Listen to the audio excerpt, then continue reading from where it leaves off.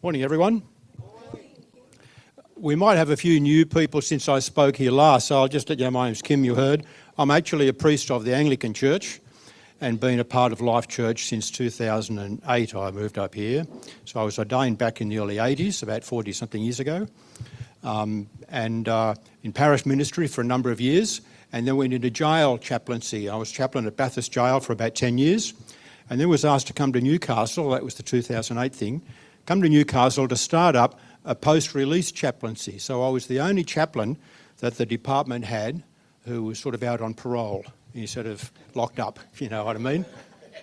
And so I worked there for about 10 years and retired a few years ago. That chaplaincy is still going.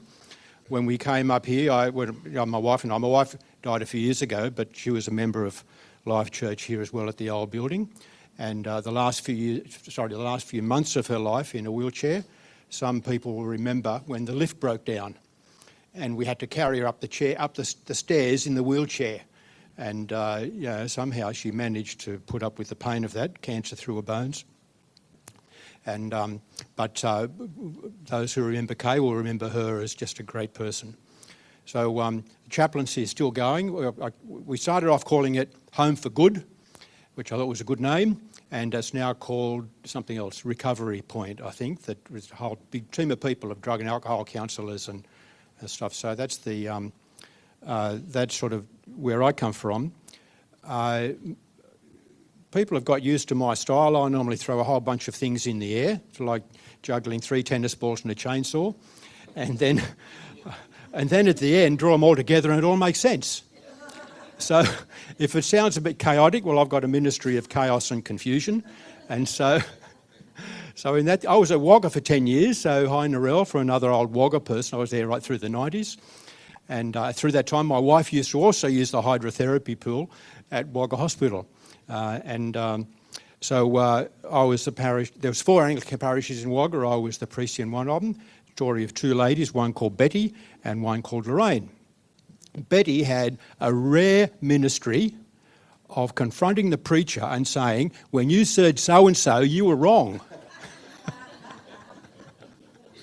and I would say, Betty, you've misunderstood what I said. What I said was this. And she'd say, no, it wasn't. I've got it right. And I say, thank you for your feedback, Betty. So that was 10 years. And every now and then Betty would tell me that I was wrong about something. And but one time she said, I really don't know why I come to this place. You never say anything worth listening to. And Lorraine, on the other hand, stopped me at the end of church one time and she said, have you been reading my mail? And I said, I've got no idea what that means. And she said, everything you've been saying for the last 3 or 4 weeks has been speaking directly into my life. So I hope we've got more Lorraine more Lorraine than Betty here this morning, I hope, through all my chaos. So I'm going to lay out what we're going to do today. First of all, I've got a little movie. We've just had Mother's Day. Oh, hello to the Zoomers while I'm here. I forget the Zoomers. They're up there somewhere.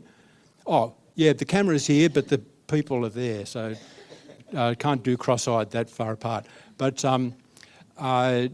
this is what we'll do today. I've got a little video, Mother's Day we've just had. So this is the cutest mum video you're going to see all year. And then I'm going to talk for a bit about a few of the people I've worked with in Bathurst Jail for about 20 years ago. A few people, they've got a common sort of thread through the story. Then we're going to go into Greek mythology.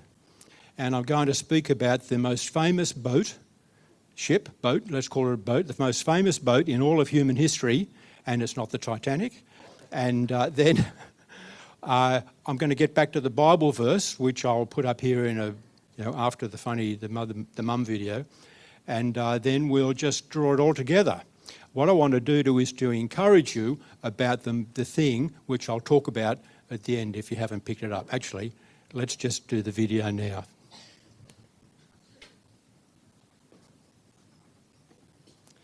There's not much sound in it, so just as a silent one for a minute.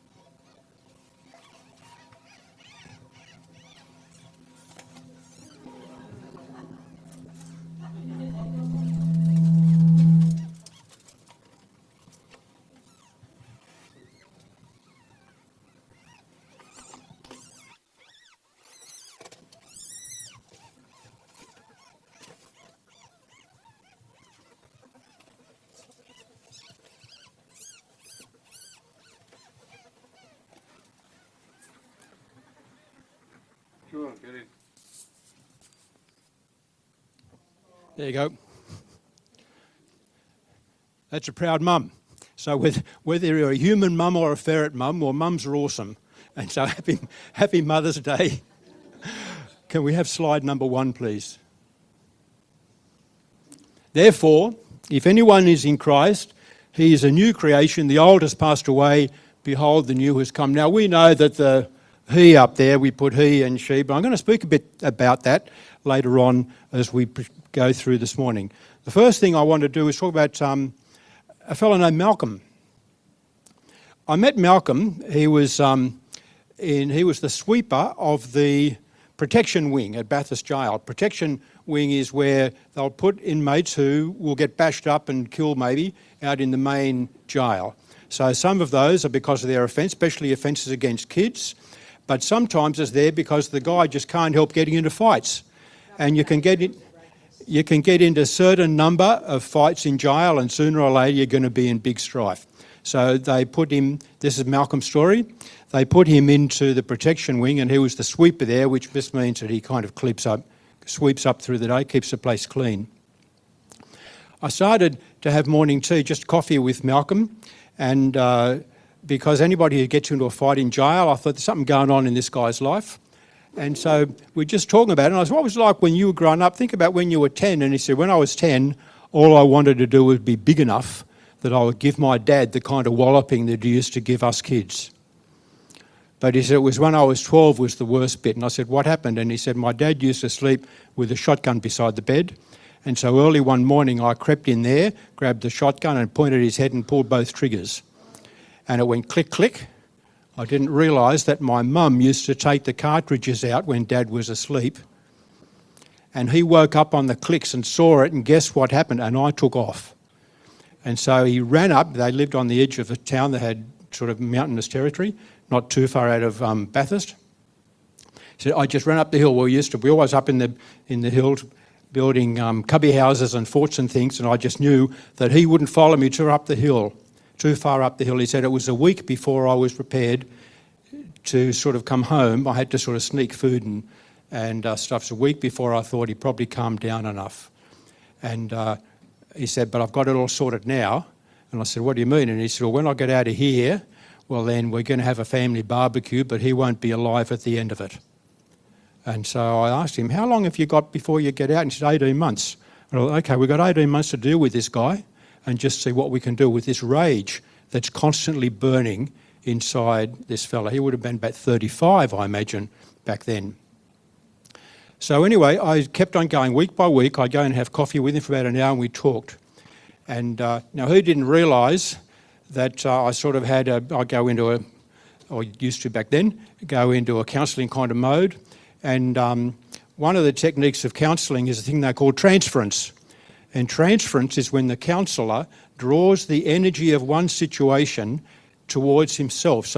So my goal was to get the rage that Malcolm felt against his dad in smaller doses towards me. And once we got the emotional content going, then we could start examining it and see where it come from and how to lessen it. So if you're allergic to bee stings and you see the doctor about it, what we're going to do is we'll give you an injection every week for the next 3 years, and it will be just a minute amount of bee venom, not enough to give you a great reaction, but your body will get used to it. So by the end of that time, well, you'll find you won't have the allergy, standard procedure. So the thing with Malcolm was just to slowly draw out, little by little by little, this rage in little elements of what was buzzing around inside him. So he got out at the end of the 18 months.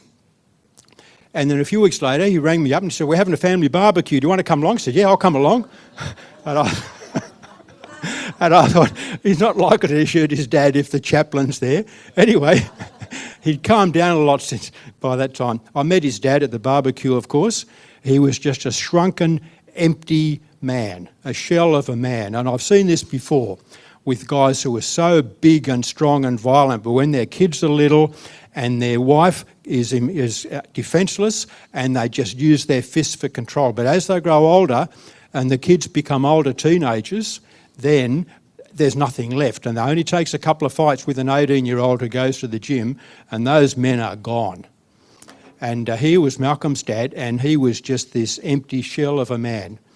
And I thought he just had the opportunity to be so much better in his younger years, and this is the result. Anyway, Malcolm was quite okay with the family. The important part is that about 2 or 3 weeks later, maybe 2 or 3 months, I got a call, and the fella said, "Is that Kim the chaplain?" I said, "Yeah." And he said, gave me his name, and he said, "I'm Malcolm's parole officer." He said, "I just wanted to ring you up and tell you that I have never seen Malcolm so calm and peaceful." He said, "I've been his parole officer in and out over many years, and he never even finishes parole. He blows up at something and he reoffends and he goes back to the balance of parole in jail, and he's got a new sentence." But I asked him about it, what was the difference, and he said, "You've been working with him. So I just want to say thank you for the work." And I said, "Well, that's Malcolm's got to make the change. I can't change him. Malcolm did the change, but there was great affirmation. You know, this is better than Betty feedback, isn't it? When the parole officer rings up and says, whatever's happened." But it was Malcolm who slowly made this change out and laid the rage aside. Second story, a guy named Rick, not this Rick. I could have changed the name, but it won't work if I change the name. And so this is the story. I got a call Monday from the remand wing. Remand is where some people are still going through court. They haven't been sentenced yet. They've been charged, held on remand. They haven't been sentenced. So they've once again got to be kept away from the main jail population. They're in a different wing, different yard. So Monday morning, got a call. They said, "Kim, we've got this guy, came in the weekend. He's a total mess. He won't stop crying. He's just totally depressed. The clinic has given him whatever medication they can. We can't put him in the yard with everybody else because it's just not, he won't survive through the day out there. And he's just a total nuisance for us here in the office. Can you come and give us a hand?" I said, "Oh, I'll bring him over for a cup of coffee to my office." I went to get him, brought him back. And I said, "So what's going on for you?" And he showed me his left wrist, had a few slash marks on it, but not particularly, nothing dangerous. And I said, "When did that happen?" And he said, "Friday night." And I said, "So what are you doing here?" And he said, "We got arrested." And I said, "Well, you don't get arrested for, slashing your wrist. So what happened?" And he said, "Well, my girlfriend and I, we got a new baby, and she won't let me in the house if I've been out drinking with me mates." And I said, "I like the way your girl thinks." Mums, you see, mums have got it. And anyway, so he said, "I was out in the pub drinking with a few mates. We had too much. We got kicked out of the pub because we were just becoming rowdy, not fighting or anything, but they said, 'You're just too drunk to hang around in here.' So they kicked us out. So we went to the bottle shop on the way and we bought a slab of beer. We went back to my place, and my girl wouldn't let us in, so that just made me feel more and more sad and angry. And I was out in the yard with mates finishing off this slab of beer, but we didn't realise that the neighbour had called the coppers for making too much noise in the middle of the night." But he said, "I was getting worse and worse, so I got out my pocket knife and I hit my wrist with a pocket knife just as the cop cars pulled up." And he said, and I said, "I think I can see where this story's going." And I said, "You still had the knife with the coppers, didn't you?" And he said, "I was trying to get away from them." And I said, "Yeah, so you've been charged with threatening a cop with a weapon?" He said, "Yeah." So anyway, that was the story. And I said, "What was life like for you growing up?" And he spoke about it, and I said, "Your mum and dad still together when you're growing up?" And he said, "Yeah." And I said, "So let's imagine your dad had a bad day at work. What would he do when he come home?" "Oh, he'd bash up us kids and bash up mum, and then she'd bash us up." "I see. So you got brothers and sisters?" "Yeah, I'm the youngest." So we worked out that the dad would bash the mum and the mum would then go after the next one, and it'd go down the line. And I sat and thought for a minute, and I said, "You've got to stop obeying your parents." And he said, "What the?" So I put the colourful language in. "What does that mean?" And I said, "Well, there's a rule in your place. Your family's got a rule. Like families have rules, and sometimes we know them, like wash up before dinner, and sometimes we don't know them. And this is the rule that you don't know that your family has got. So I'm going to put it like this. If something goes bad, if something bad happens, pick on Rick." And he looked, and then, those light bulb moments you see in the cartoons? It was almost like the light bulb switched on and his eyes went up and he says, I'm going to change that rule. And I said, what are you going to change it to? And he said, when something bad happens, grow something. And I said, well, mate, you're in jail. They don't like you growing things. It's only one thing people want to grow in jail. and he said, all right, when something bad happens, grow peace and love. And I said, let's make a poster. So I sort of matched his energy with this excitement that this fella had. Total change, just in that light bulb moment from the depressed, crying state that he was in when I brought him into the office about 15 minutes before. Booted up Microsoft Publisher, and we put a poster up, and it said, the pick on Rick rule is gone. The new rule is, when something bad happens, grow peace and love. And I put a bit of border around it and a little bit of star flashy stuff, printed it off, and I put it in a little plastic slip folder out of a ring binder, and I said, put this up on your wall. And he said, well, right. And I said, well, what do you want to do now? And he said, oh, I might just go back to my slot, you know. And I thought, okay.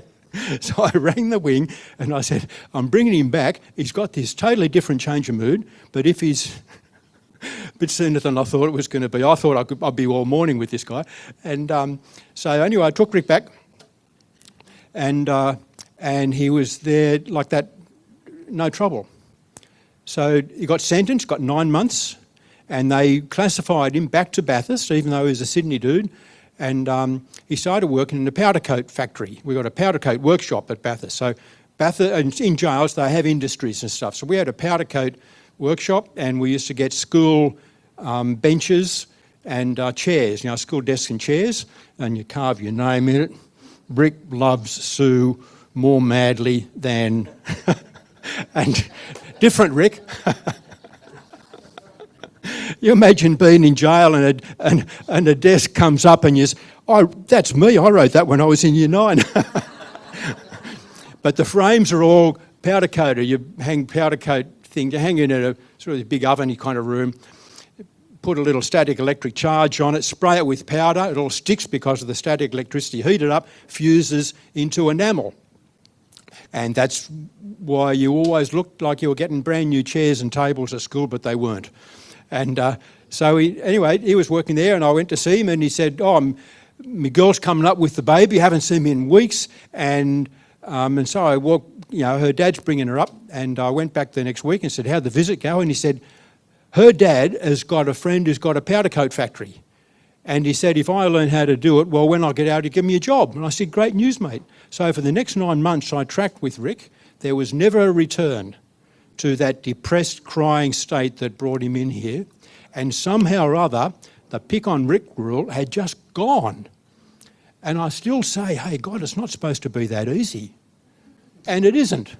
It isn't that easy, except when God moves in and something happens.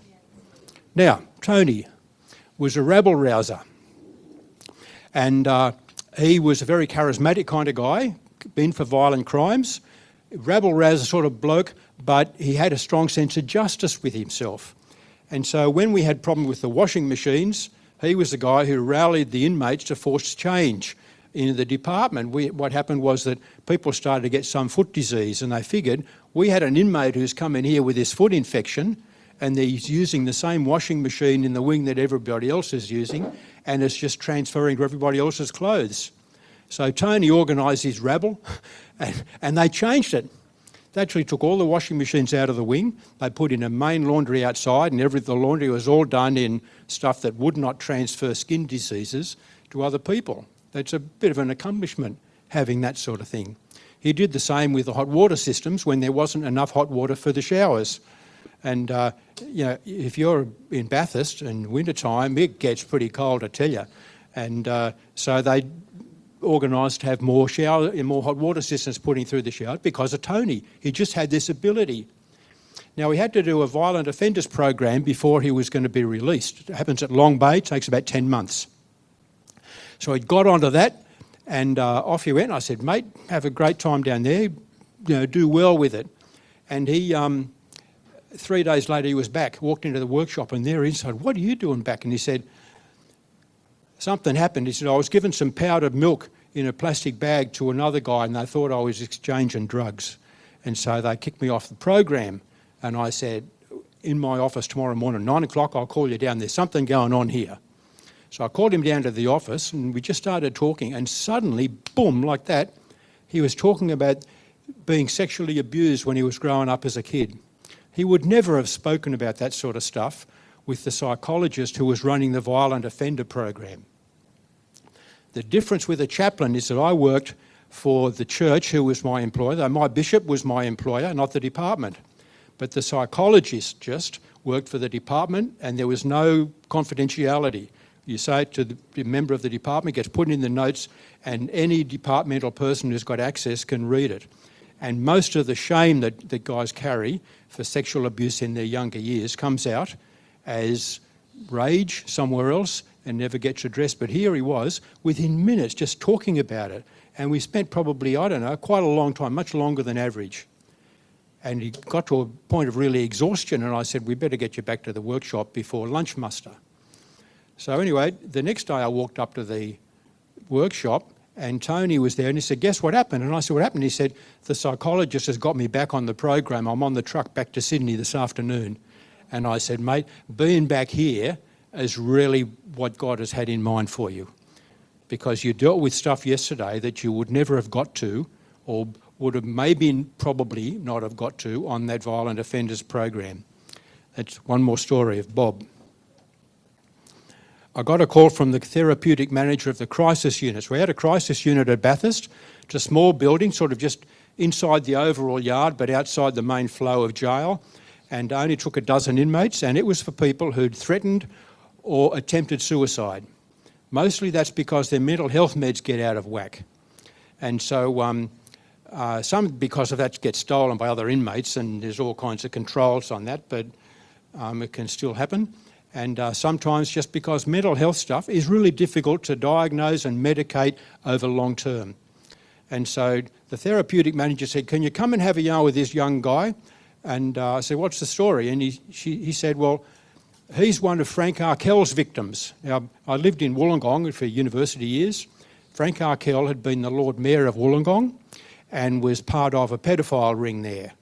And the previous mayor, Tony Bevan, the same thing. Tony Bevan was charged and the next day committed suicide. Frank Bevan was charged and probably not the next day, before he got to court, was violently murdered in his own home. There was high profile people in estate agents and solicitors and people around town in this thing. And this boy was one of them. He was now in his early 20s, I imagine, 20, 25. And I said, and the therapeutic manager said, he won't talk about the abuse. And he's got a history of self-harm, but he won't talk about the stuff. All he ever wants to do is talk about his parents. And I said, okay, I'll have a yarn with him. So anyway, we got up there. I went up there the next day and we got him into the interview room and I said, tell us a story about this. So he told a bit about it, and he said, the worst part was, I saw him on TV. Lord Mayor appears on TV a bit. And I pointed and I said, that's the guy, he's doing stuff to me, to his parents. And that's how he notified his parents that what was going on. And they said, no, you can't say things about the Lord Mayor, it's Frank Arkell, and they wouldn't believe him. And he would try to talk them into believing, and they wouldn't. And so we talked a bit, and I said, I think what's going on for you is that it's more important that your parents didn't believe you than the abuse happened. And he sort of said, well, how do you mean? And I said, okay, I'm going to make a statement. Just tell me how true this statement is. Give me out of 10. If it's 1's not true and 10 is true. And so this is the statement. I am so unimportant that not even my parents will believe me. And he said 11 out of 10. And I said, this is what we'll do. We're going to pray. When someone puts down new concrete, and then say your dad puts down a concrete sort of slab for a back patio, and you come along and write your initials in it, and by the time he sees it, it's all gone hard, so he gets a bit annoyed. And every time you're there, I did that. And I said, it's there forever. And he said, yeah. And I said, when we get abused when we're kids, it's like someone writes in our concrete. And it's there forever. And there in our concrete is, I'm so unimportant that not even my parents will believe me. Written in the concrete. I said, let's pray that God will go back to when the concrete is still wet. And he'll get a trowel and he'll just take out that writing so it never got written in the first place. So that's what we did. And then that's it, you just pray. It doesn't take too long. And I said, he said, oh, that's right. Then the officer said, oh, lunchtime, we've got to get everybody back in their cells. And I said, how you feeling before that? And he said, I just felt like something lifted off me. And I said, that's a good place to be here. So he was only there for a few days. They got his medication all sorted out, and he went back to the jailing. He might have been up at Wellington or somewhere west. We had one crisis unit for the whole of the western area. Anyway, about 3 or 4 months later, I walked into the crisis unit, and up on the whiteboard with the names of who was there, I saw his name, and I said to the people, the officer, I've got so-and-so back. And he said, he's not back as a patient, he's just in trance on his way to Sydney. But we can't put him in the main jail because there's association problem. There's guys who'll go after him. And I said, okay, well, I'll go and catch up with him. So I said, how have you been? And he said, I've been good. And I said, show us your wrists. One of the things we learn in working with jail people, this is not an embarrassing thing. You just say it. People are prepared to acknowledge it. Held out and he said, I haven't had any strife. The last time was the time before I come down last time when I met you. And I said, how are your parents going? He said, oh, you wouldn't believe how much they've changed. And we're just talking. We've never been able to talk like that. And I thought, hey, mate, that's just great to hear. See, something had changed inside young Bob. And his transference was that he thought his parents had changed. I'm going to talk a little bit. I'm just watching the time. We might be a bit over time this morning. I'm going to go into Greek mythology, a thing called the ship of Theseus. Theseus was a sort of mythical Greek hero. Sometimes he's just a human hero, and sometimes he's Greek god who's the son of Poseidon. Poseidon was the god of the sea. Everyone saw the Poseidon adventure, the ship that turned over. Only us old people. And sometimes he's the founder of Athens, and some stories he's the son of the king of Athens. But Athens is about sort of on the southeastern corner of Greece, a big island down below it, a bit west. And if we were to reach out and grab hold of New Zealand, which for me is this way, and drag it over so that it's closer to Tasmania, then if you put Athens is Melbourne, and you go down to this where we've now put New Zealand, that's Crete. So it's just a straight line to sail down to Crete. Athens used to run the Athenian Games every 4 years, not the Olympic Games, the Athenian Games, and Crete sent people to the Games. And they were winning. And the local Athenian athletes didn't like that. So in the spirit of true sportsmanship, what did they do? They murdered them. And the king of Crete wasn't happy. His name was Minos.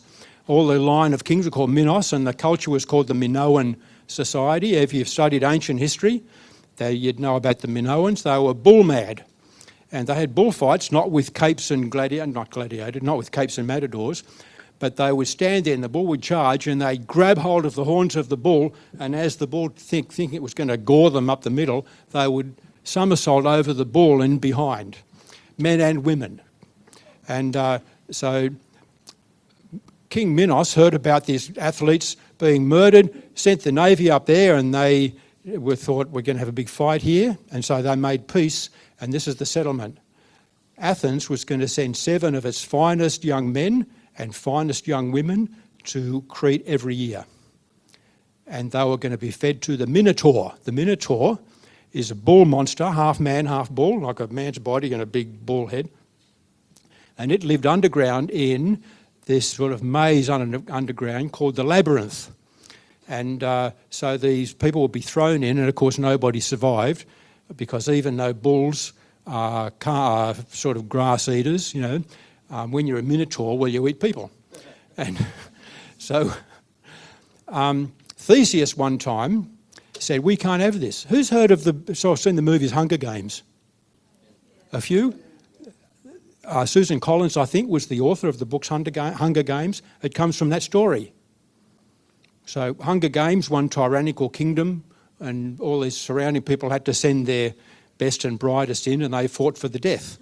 And so it actually came from this story. She's spoken about it, about how it was unjust that Athens had to send these people.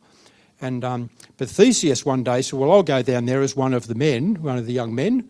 Because being a mythical Greek god, you could suddenly be a young man instead of thousands of years old or something. And so he went down there, and he was the first smart person who'd ever done this, but he took a ball of string and a sword. So when they put him into the labyrinth, he tied the string on around the doorpost, and where they went, he just laid the string out. And when they met the Minotaur, boom, fight the Minotaur, stab him, cut his head off, and follow the string back out the door and sail home again. Great hero. Well, every year after that, they would sail the ship of Theseus back to Crete and back again to Athens and have a big celebration of how Theseus sort of stopped all these young people being sent off to be fed to the Minotaur. And when Theseus died, they still do it. Still did it. They don't do it any longer. They still did it. It got to the point where they had to pull the ship up onto dry land out of the water and do a few repairs on it. So they've got a rotten plank here. We'll pull the plank out. They put a new plank in, and a year later, here's another plank. And then sooner or later, the philosophers got hold of this. So Greek mythology preceded Greek philosophy, and Greek philosophy is sort of how we still think in the Western world.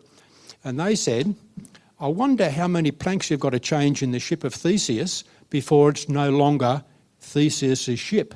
It's a new ship. Do you have to change all the planks, or is it one plank? And if you were to study philosophy these days, Philosophy 1, you'll deal with the ship of Theseus. When I said it's the most famous ship in the world, students all over the world still use the ship of Theseus as a thinking thing. And so when I was growing up in the country, our joke of it was this axe has only had 2 new heads and 4 new handles. Same thing. And so here's the question. How many planks does it take before you no longer have the same thing?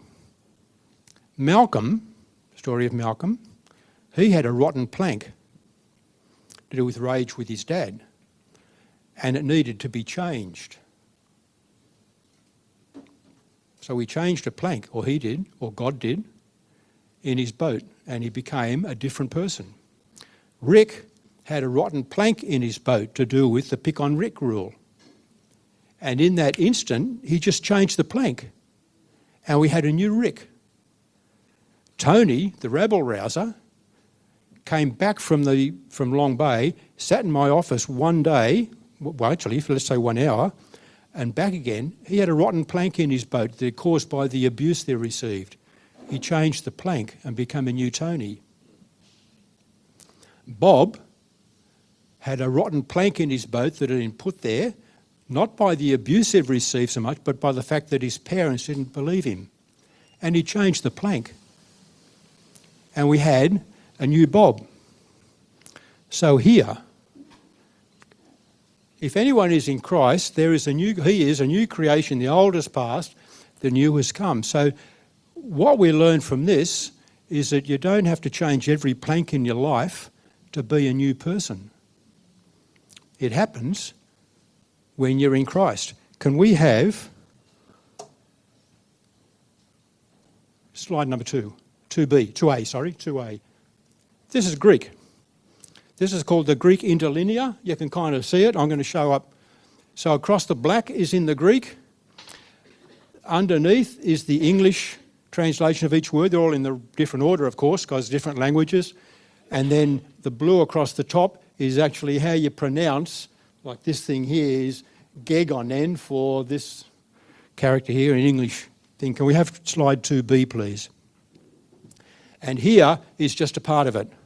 What I want to point out is the he is in brackets. When it's in brackets like that, what it means is we've got that in English because we've got to put that in to make sense, but it doesn't appear in the Greek. So what have we got in the Greek? If anyone in Christ, new creation. This is a sudden thing. This is like Rick's light bulb moment. In Christ, new creation. Think of Batman. If I was to say the words biff, bam and kapow in a Batman cartoon, what would you think of? You wouldn't put it in a text, you'd have it in a big starburst, the exclamation thing. And this is what this new creation is about. Can we have slide 3, please? This, I'll get out of the way here. This is how we translate that Greek into real life. This is the new creation. And this is how we think about someone coming to Christ. Think of all the times that Sue, especially, the biggest fan of Life Church, of Soul Cafe, is Sue. Think of all the times that Sue, and Rick does it as well, they walk through the door. What's the hardest thing for someone to do when they're in strife? To walk through the door. What do you celebrate when someone's in strife and their life through Soul Cafe? They walk through the door. That first thing you say, wow, someone walked through the door. And that's the celebration. And that's what this is. If you're a mum, you know that giving birth, wow, look at this. You know, when my son was born, we didn't wait to see how he turned out and give him 30 or 40 years. We celebrated as soon as. Guess what? Even a ferret mum knows that's what you celebrate. It doesn't take a human to know this. Even a ferret mum knows that new creation is what you celebrate. And if we can't learn from a ferret, well, who can we learn from? Well, there you go. In your life, it's not the end result that you celebrate, that you got better and better and better and better. What you celebrate is, I'm in Christ, I'm a new creation, and the rest of this is how the new creation works out. And now you've sat and listened to me long enough. So let's finish.